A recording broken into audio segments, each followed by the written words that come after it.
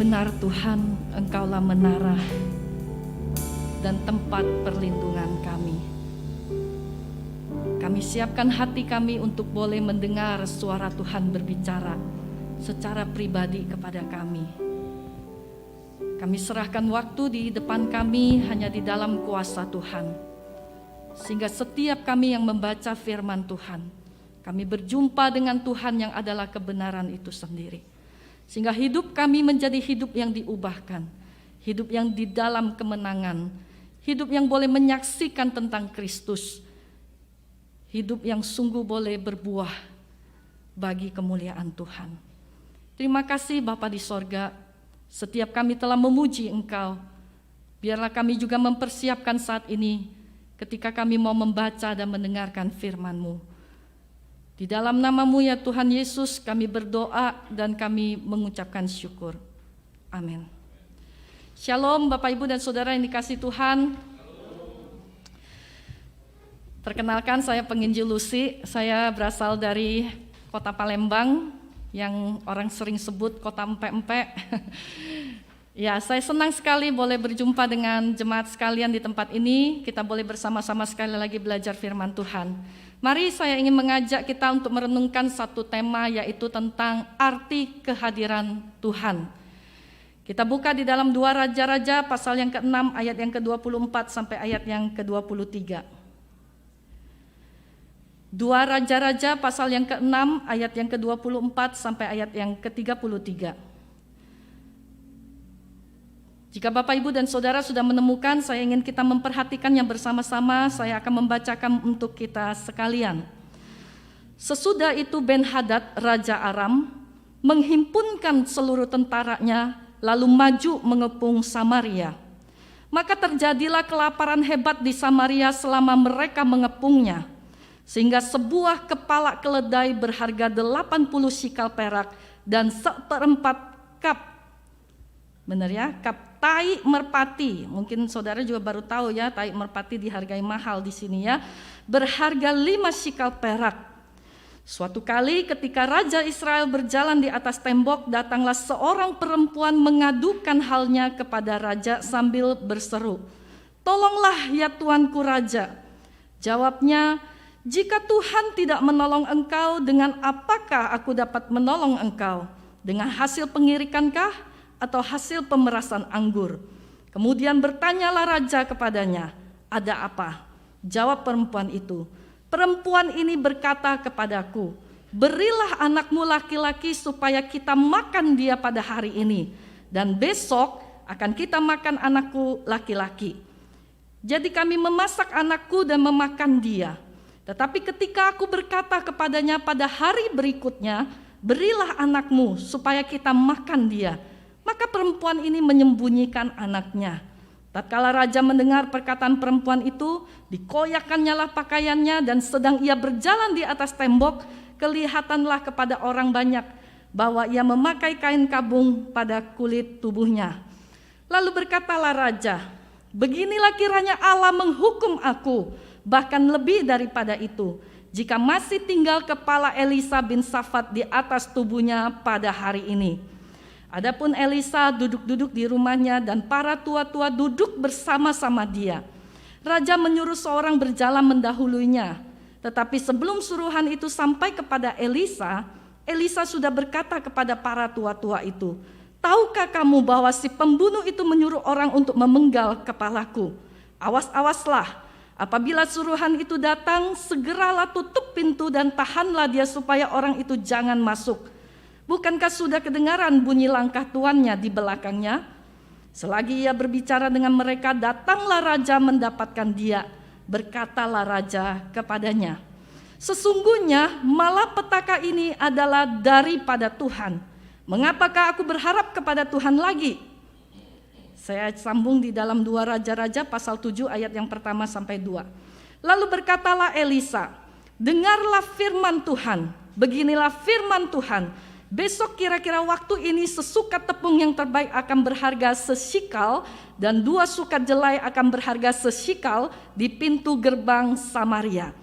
Tetapi perwira yang menjadi ajudan raja menjawab abdi Allah, katanya, Sekalipun Tuhan membuat tingkap-tingkap di langit, masakan hal itu mungkin terjadi?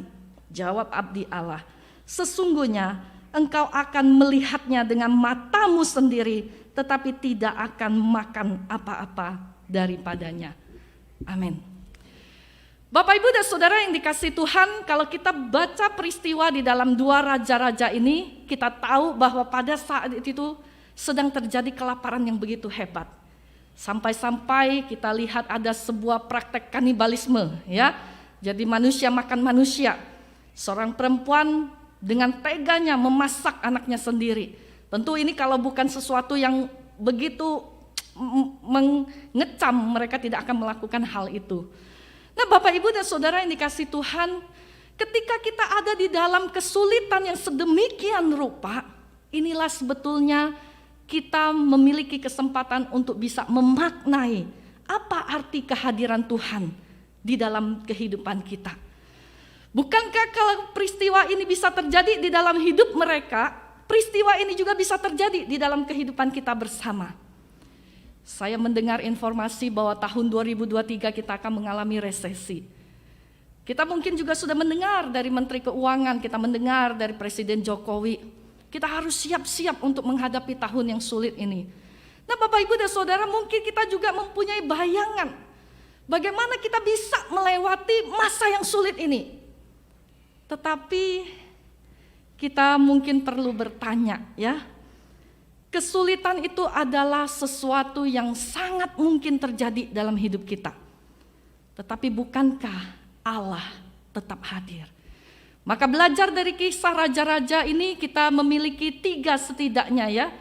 3 sikap yang perlu kita perhatikan ketika kita memaknai arti kehadiran Tuhan di dalam kehidupan kita. Yang pertama adalah andalkan kekuatan Tuhan. Bapak, Ibu, dan yang dikasihi Tuhan, kehadiran Allah di dalam segala situasi hidup kita tuh seharusnya membuat kita dapat terus mengandalkan kekuatannya. Kalau kita melihat bahwa Raja Yoram, dia begitu ketakutan ketika melihat ada penduduknya, ada warganya yang melakukan praktek kanibalisme. Sehingga dia menggunakan kekuatan pikirannya, dia menggunakan kekuatan caranya, dia menggunakan hikmatnya untuk memikirkan bagaimana dia harus bisa mengatasi kesulitan pada saat itu. Nah, Bapak, Ibu, dan Saudara yang dikasihi Tuhan, seharusnya jika kita mengandalkan kekuatan Tuhan, maka kesulitan apapun akan membawa kita datang untuk menghadap kepada hadirat Tuhan. Kita datang dengan memohon petunjuk daripada Tuhan. Kita tahu bahwa kita tidak mampu, bahwa ada kekuatan yang begitu rapuh yang kita miliki, sehingga kita butuh kekuatan yang lebih besar untuk menopang kita. Maka seharusnya kita datang merapat kepada hadirat Tuhan. Kita datang memohon belas kasihan Tuhan. Kita memohon pengampunan dari Tuhan, supaya sekiranya kalau kesulitan itu dikarenakan kesalahan kita, karena kekeliruan kita, karena dosa kita, maka Allah beranugerah untuk bukan saja mengampuni kita, tetapi memulihkan keadaan kita. Nah, Bapak, Ibu, dan Saudara, ini tidak ditemukan pada kehidupan Raja Yoram. Kalau pasal 3 kita baca, di situ Yoram dikatakan sebagai raja yang melakukan apa yang jahat di mata Tuhan. Jadi Yoram ini memang bukan raja yang hidupnya takut akan Tuhan. Sehingga terang saja ketika kesulitan dia hadapi, kesulitan itu datang, maka dia bukan datang memohon petunjuk Tuhan. Bukan datang memohon belas kasih Tuhan. Bukan datang untuk mengandalkan kekuatan Tuhan, tapi dia menyalahkan Tuhan. Dia ngomong, ini malah petaka datang dari Tuhan. Buat apa lagi aku berharap pada Tuhan? Saudara perhatikan, orang yang tidak takut akan Tuhan, dia datang menghampiri Tuhan, dia datang mendekat kepada Tuhan, tapi bukan untuk mendengar suara Tuhan, tetapi bukan untuk memohon petunjuk dan belas kasih Tuhan. Orang yang tidak takut akan Tuhan akan begitu cepat menyalahkan Tuhan, akan begitu cepat curiga dengan Tuhan, Setiap tindakan itu dipertanyakan. Setiap kasih yang dia alami bahkan diragukan oleh dia. Sehingga itulah yang dapat kita lihat di dalam kehidupan Raja Yoram. Dia bukan raja yang mengasihi Tuhan. Dia bukan raja yang takut kepada Tuhan. Dia bukan raja yang hatinya sungguh-sungguh terpaut kepada Tuhan.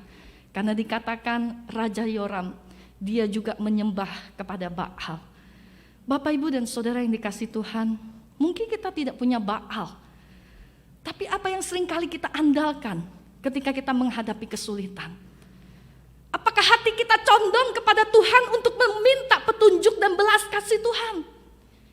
Atau hati kita condong untuk mengandalkan ilah-ilah, Baal-Baal lain di dalam kehidupan kita? Entahkah itu mungkin kekuatan berpikir kita, kekuatan relasi kita. Entahkah ada sesuatu yang dapat kita pakai untuk kita bisa andalkan di dalam hidup kita. Mungkin itu kepintaran kita, kekuatan tenaga kita, atau apapun itu di dalam hidup kita.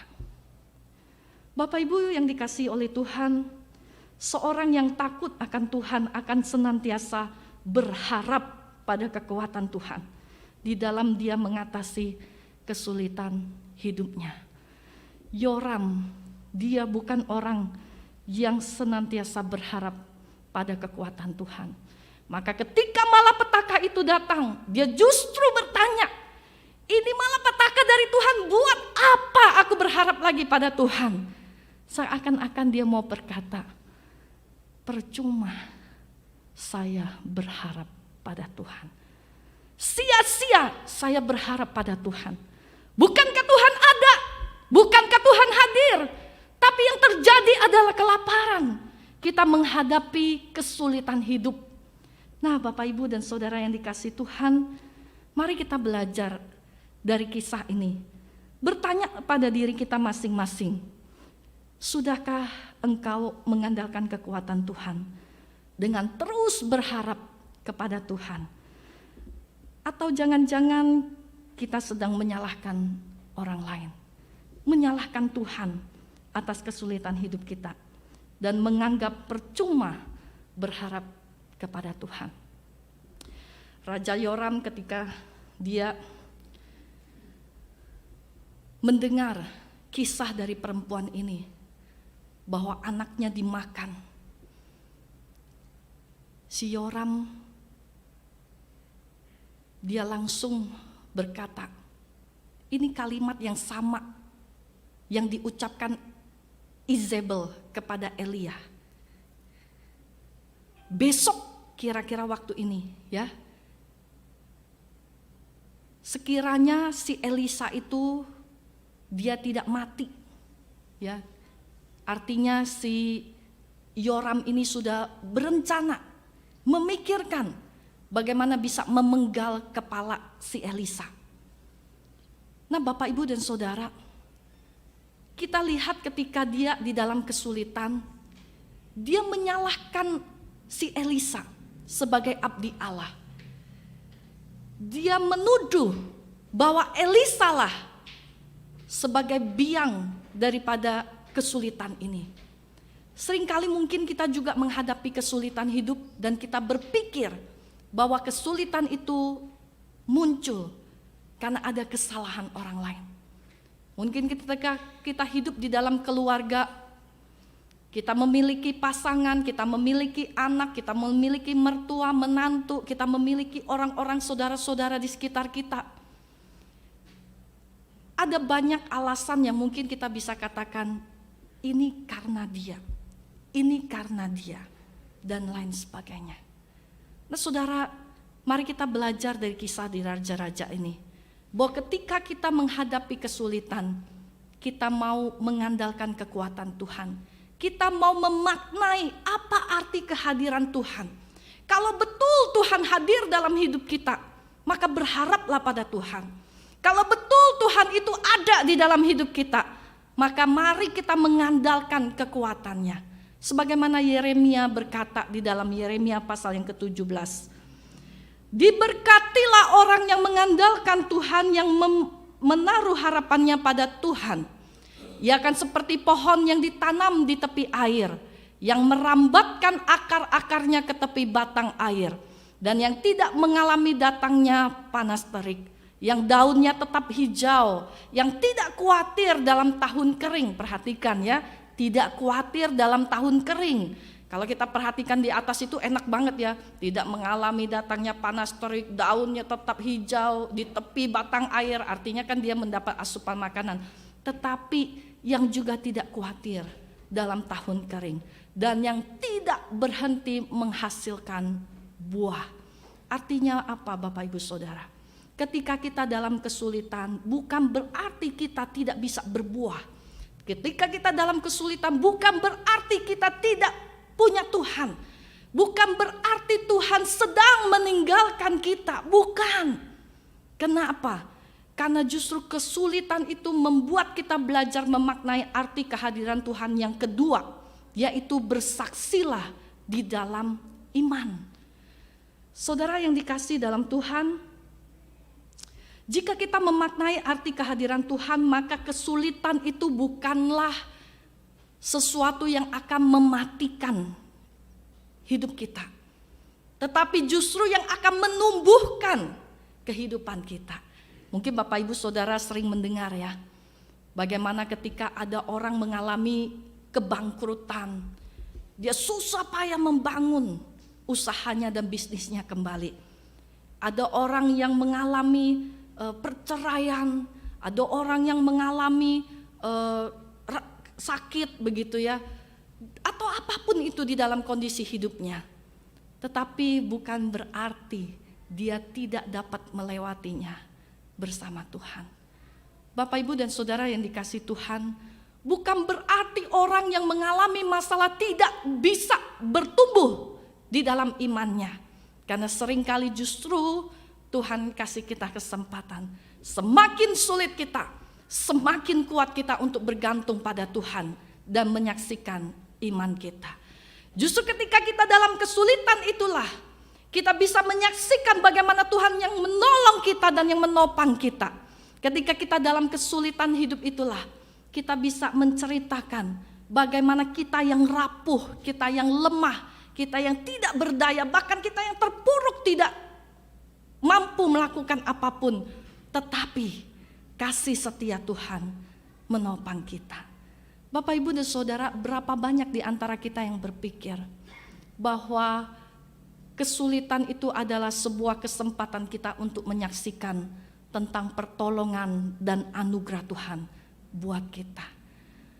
Kalau kita hanya memaknai arti kehadiran Tuhan sebatas kita baik-baik saja, berarti kita tidak paham bahwa Allah itu maha. Dalam kehadiran Allah, situasi yang baik atau buruk tidak mempengaruhi Allah. Dia tetap Allah, dia tetap maha, dia berkuasa, dan dia mengendalikan segala sesuatu. Nah Bapak Ibu dan Saudara yang dikasihi Tuhan, untuk itulah kita melihat bahwa ternyata Tuhan tidak hadir hanya ketika kita baik-baik saja, tetapi juga ketika kita tidak baik-baik saja. Hal ini dihadapi oleh orang-orang Israel. Bagaimana ketika mereka dikepung oleh orang Samaria. Lihat apa yang dilakukan Allah. Mereka mengalami bencana kelaparan yang begitu hebat. Tetapi abdi Allah itu berkata, besok, perhatikan ya, kata besok, Allah tidak berlambat-lambat. Allah bukan Allah yang suka menunda. Tapi kalau Allah mengizinkan atau tetap membiarkan hal itu terjadi di dalam hidup kita, hanya karena Dia ingin menumbuhkan iman kita. Dia ingin kita bersaksi di dalam iman itu kepada orang-orang di sekitar kita. Saudara, kalau saya mau ngomong seperti ini, Bapak Ibu haleluya, saya diberkati. Lalu Bapak Ibu lihat saya turun dari mobil mewah, hidup saya berkelimpahan. Kira-kira Bapak Ibu akan berkata apa? Ya sudah semestinya lah ya kamu bersyukur. Ya semestinya lah ya kamu berkata Allah itu baik, kamu diberkati. Coba kalau jadi saya, bangkrut, saya baru bercerai, Karena kebangkrutan itu pasangan saya menjadi tidak setia. Anak-anak saya memberontak. Hidup masa depan saya suram. Bapak, Ibu, dan Saudara, disinilah kita diuji tentang pengenalan kita akan Allah. Apakah kita akan mengerti arti kehadiran Allah di dalam hidup kita? Kalau kita mengerti kehadiran Allah, maka kita tidak akan pernah ragu bahwa Dia mampu dan Dia sanggup untuk melakukan segala perkara. Inilah yang terjadi ketika si Yoram, dia diberitakan tentang berita anugerah. Ingat ya, setiap ada kesulitan tetap ada anugerah Tuhan yang menyertai kita. Tetapi Yoram hanya melihat kesulitan. Dia tidak mendengarkan dengan baik tentang berita anugerah yang Allah sampaikan melalui Elisa. Lalu yang terjadi apa? Justru ketika dia mendengarkan berita anugerah itu, bukan dia bersyukur, puji Tuhan, besok Tuhan akan memulihkan keadaan kita, besok Tuhan akan berperkara kepada kita. Tidak. Perhatikan, jadi bukan masalah mujizat, bukan masalah Tuhan mengubahkan akan keadaan kita, bukan. Buktinya apa? Yoram itu sudah diberitakan tentang anugerah Kristus itu, anugerah Allah itu, tetapi itu tidak membuat dia percaya. Dan ini bahayanya ketika kita tidak bisa memaknai arti kehadiran Tuhan dalam hidup kita. Kita sedang mempengaruhi orang-orang di sekitar kita di dalam iman mereka. Kita melihat ajudan dari Yoram, raja itu, dia berani sekali berkata kepada Elisa demikian. Tuhan itu buka tingkap-tingkap langit. Tapi dia tanya, kalau dia bilang Tuhan yang buka tingkap-tingkap langit, berarti apa? Tuhan berkuasa menurunkan berkat, bukan? Benar gak? Berarti dia paham bahwa Tuhan itu sanggup. Dia tahu dengan benar bahwa Tuhan itu mampu. Tetapi perhatikan Bapak, Ibu, dan Saudara, ketika dia tahu, dia paham, dia ngerti, itu tidak mengubahkan dia. Jadi hati-hati ya, kita dengar firman banyak, tapi kalau kita gak percaya, itu akan sama seperti Yoram dan juga ajudannya. Ajudan raja itu berkata apa? Tetapi mungkinkah hal itu terjadi? Wow, cilaka. Kadang kita cuma bilang, Tuhan kalau kamu mau ubah hidupku, pasti kamu bisa. Kalau Tuhan mau kasih aku, pasti Tuhan mampu. Tapi masa iya sih Tuhan kamu mau kasih ke aku? Masa sih kan Tuhan kamu akan pulihkan aku? Bapak, Ibu, dan Saudara, ini sangat-sangat berbahaya bagi iman kita. Di mana kita tidak bisa memaknai arti kehadiran Tuhan. Saudara, ketika kita meragukan kuasa Tuhan, ketika kita mempertanyakan tentang kasih Tuhan, kita akan mengalami seperti yang ajudannya alami. Elisa berkata, kamu akan melihat, tapi kamu tidak akan makan apa-apa. Artinya apa Bapak, Ibu, Saudara? Kita cuma akan melihat hal itu terjadi, tetapi kita tidak ikut menikmati akan mukjizat Tuhan itu, akan berkat Tuhan itu. Kenapa? Karena kita sesungguhnya tidak percaya bahwa Tuhan akan menyediakan bagi kita. Bapak, Ibu, dan Saudara, satu perkataan yang sangat mengena kepada saya. Manusia itu seringkali mencari kemapanan, betul ya? Kita selalu mencari zona nyaman. Kalau bisa kita memperkuat ya perbekalan kita, perlengkapan kita supaya kita ada di dalam satu kondisi yang baik saja. Tetapi kita harus ingat dan kita harus belajar. Belajar berkata kepada diri kita sendiri, it's okay to be not okay. Belajarlah untuk berkata tidak apa-apa. Kalaupun kita harus mengalami sesuatu yang tidak baik, yang tidak oke, yang tidak sesuai, it's okay, tidak apa-apa. Kenapa saudara? Karena bersama dengan Tuhan, segala sesuatu itu akan sangat mungkin. Jadi perkaranya bukan Tuhan itu tidak mampu, tapi Tuhan lebih melihat bahwa iman kita itu sangat berharga.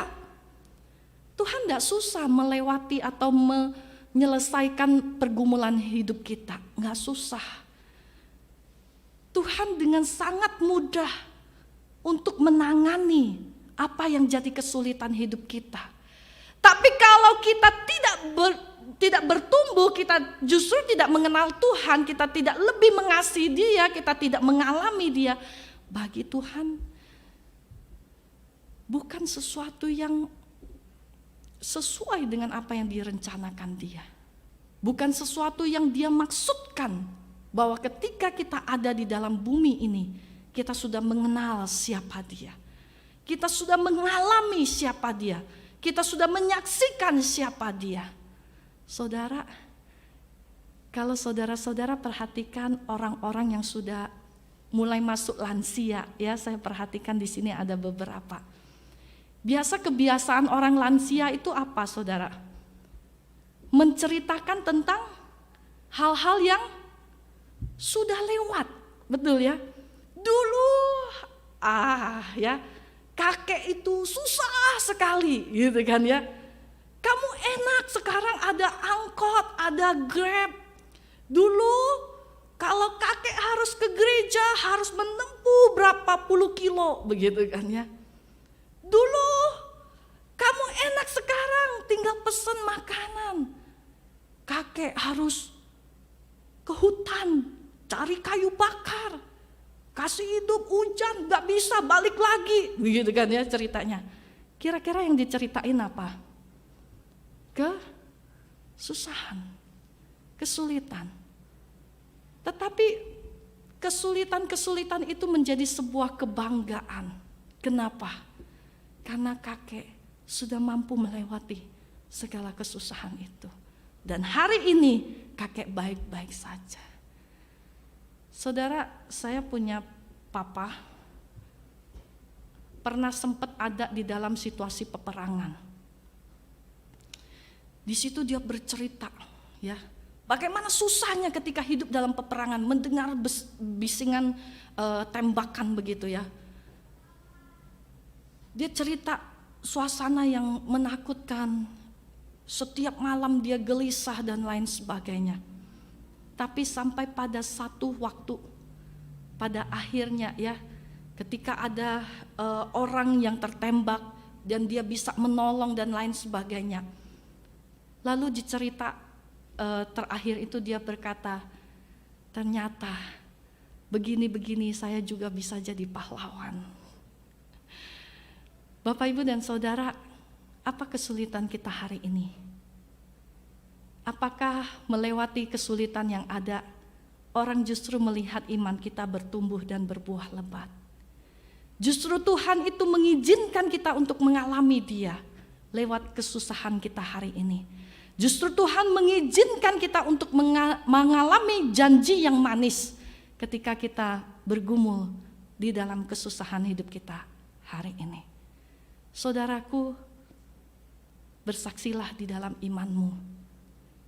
Keadaan apapun, baik itu keadaan yang oke ataupun yang tidak oke, Tuhan tetap sama. Tuhan tetap hadir. Untuk itulah seperti mana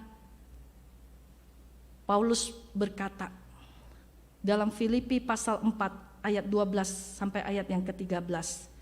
Aku tahu apa itu kekurangan dan aku tahu apa itu kelimpahan. Dalam segala hal dan dalam segala perkara, perhatikan kata segala. Tidak ada sesuatu yang merupakan rahasia bagiku. Baik dalam hal kenyang maupun dalam hal kelaparan, baik dalam hal kelimpahan maupun dalam hal kekurangan, segala perkara dapat kutanggung di dalam Dia yang memberi kekuatan kepadaku. Saudara, kesulitan itu jembatan untuk kita bisa menemukan mukjizat Tuhan. Ya, kesulitan adalah jembatan yang menghubungkan kita dengan mukjizat Tuhan. Mana mungkin kita menantikan mukjizat kalau kita tidak mengalami kesusahan, betul? Kalau kita sakit, kita baru berharap Tuhan sembuhkan, ya kan? Kalau kita kekurangan, kita baru berdoa, Tuhan cukupkan, sediakan. Kalau kita di dalam keadaan yang susah, kita tidak punya pekerjaan, kita baru ngomong, Tuhan tolong saya butuh pertolongan Tuhan. Saudara, itulah kesulitan. Jembatan yang menghubungkan kita dengan mukjizat Tuhan. Yang ketiga, percayalah bahwa selalu ada jalan keluar. Saudara, pertanyaan saya, waktu Yoram dan juga ajudan dari dia berkata kepada Elisa tentang bahwa mungkinkah hal itu terjadi, bagaimana, masakan aku harus berharap lagi kepada Allah? Pertanyaan saya, apakah mereka tidak pernah melihat mujizat yang Allah lakukan melalui Elisa? Saudara, coba kita baca di dalam pasal-pasal sebelumnya. Ketika Elisa memimpin Ada sebagai seorang nabi di tengah-tengah orang Israel, berapa banyak mujizat yang dinyatakan? Itu apa artinya? Bahwa kesulitan apapun selalu akan ada jalan keluar. Kalau saya gambarkan adalah kesulitan itu bagaikan gembok yang selalu ada anak kuncinya, ya. Jadi hanya kita terkadang membutuhkan waktu untuk menemukannya. Jadi kesulitan itu tidak ada yang namanya tidak ada jalan keluar, ya. Next mungkin ya. Selalu ada anak gemboknya. Jadi saudara, seperti mana kita tahu Yoram dan ajudannya, dia meragukan apa yang Tuhan mampu lakukan bagi mereka. Itu sama artinya Yoram dan ajudannya tidak memahami bahwa di dalam Allah selalu ada jalan keluar. Di dalam Tuhan tidak ada yang namanya jalan buntu. Paulus mengingatkan kita dalam 1 Korintus pasal yang ke-10 ayat yang ke-13.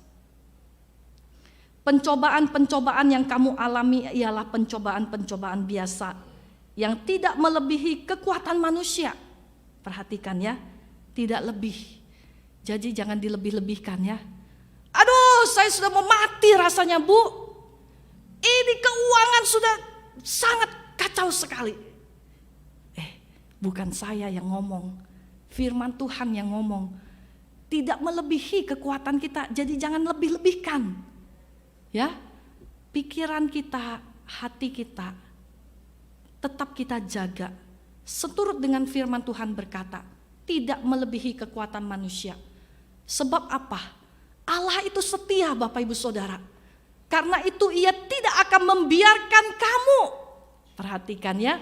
Allah tidak akan membiarkan kamu dicobai melampaui kekuatanmu.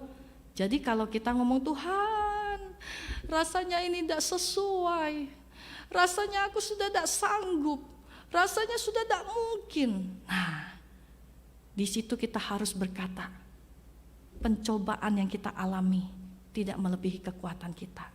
Sebab Allah itu setia. Kalau kita tidak berkata demikian, sama artinya kita tidak percaya kepada firman Tuhan. Ketika kita tidak percaya kepada firman Tuhan, hati-hati. Seperti ajudannya, ya. Di dalam slide sebelumnya dikatakan, kamu akan melihat, tapi kamu tidak akan menikmati. Maka saudara hanya bisa mendengar tentang orang berkata, puji Tuhan. Ketika saya bangkrut, pada akhirnya Tuhan menolong saya. Pada akhirnya ketika saya sakit, Tuhan memulihkan keadaan saya. Pada waktu saya bermasalah, saya merasa jalan sudah tidak ada lagi. Tetapi disitulah Tuhan membuat jalan. Saudara tidak akan mengalami. Saudara akan mendengar orang-orang berkata demikian.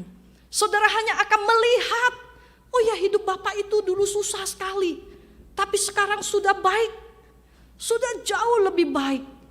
Nah, saudara tidak akan alami. Kenapa? Karena tidak percaya pada apa yang Tuhan lakukan, yang Tuhan sanggup lakukan.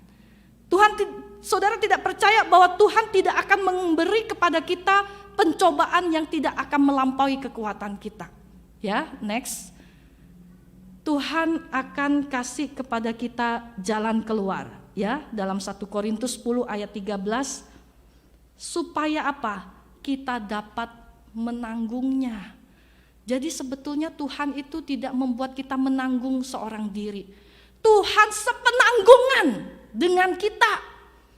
Jadi Tuhan tidak akan membiarkan kita dicobai melampaui kekuatan kita. Artinya Tuhan juga ikut sama-sama dengan kita untuk menanggung kesusahan itu. Tuhan merasakan setiap derayan air mata kita ketika kita menangis. Tuhan ada. Tuhan ikut menangis. Ketika saudara kecewa, Tuhan memahami kekecewaan saudara. Ketika saudara merasa, Tuhan, aku sudah tidak sanggup, aku tidak mampu, Tuhan. Tuhan mengerti keterbatasan saudara. Saudara, kita adalah orang-orang yang Yesus kasihi. Sehingga tidak mungkin kepada orang yang dikasihinya, Tuhan tidak akan berjuang untuk kita. Tidak mungkin untuk umat yang dikasihinya, dia tidak berjuang, dia tidak bertanggung jawab untuk kehidupan kita. Bapak, Ibu, dan saudara yang dikasihi Tuhan, tidak ada kesulitan yang sia-sia. Karena kesulitan membentuk iman, kepercayaan kita untuk semakin kuat, lebih percaya, sampai sangat percaya. Bahkan ketika kita tidak melihat bahwa ada tanda-tanda Tuhan akan menggenapi apa yang dirancangkan dan dijanjikannya, tetapi kita sangat percaya Tuhan akan menolong kita. Kesulitan membentuk pengharapan kita. Sekalipun tidak ada tanda-tanda untuk berharap, tidak ada dasar kalau Abraham katakan, sekalipun tidak ada dasar untuk berharap, tetapi aku berharap kepada Allah. Saudara, kita selalu ingin punya alasan. Tetapi ikut Tuhan itu kadang kita tidak bisa memahami jalan-jalan Tuhan. Tidak bisa memahami apa yang jadi rencana Tuhan. Tidak bisa memahami apa yang jadi pikiran-pikiran Tuhan. Maka itu kita perlu untuk punya iman yang sungguh-sungguh percaya dan berharap kepada Tuhan.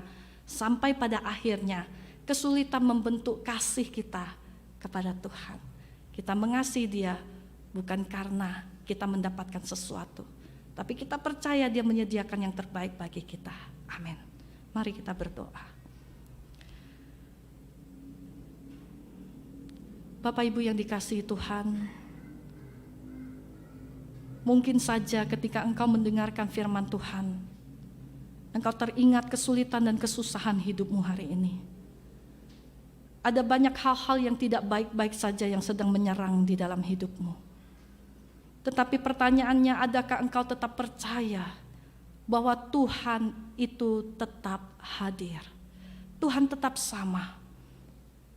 Untuk itulah mari kita memaknai arti kehadiran Tuhan di dalam kehidupan kita. Kita mau sungguh-sungguh tetap mengandalkan kekuatan Tuhan. Karena kita tahu Tuhan hadir. Untuk itulah kita harus memaknai arti kehadirannya dengan tetap berpegang teguh. Mengandalkan kekuatannya. Kita tetap bersaksi di dalam iman kita. Kita tetap percaya bahwa ada jalan keluar yang sedang Dia buat di dalam hidup kita. Saudaraku, izinkanlah kesulitan menceritakan tentang siapa Allah kita dan apa perbuatannya. Jangankan kita untuk memegahkan diri sedikit pun, tetapi biarlah segala kemegahan karena kita mengenal Dia, mengalami Dia, dan terus bersaksi bagi Dia. Mari kita berdoa. Tuhan Bapa yang di sorga,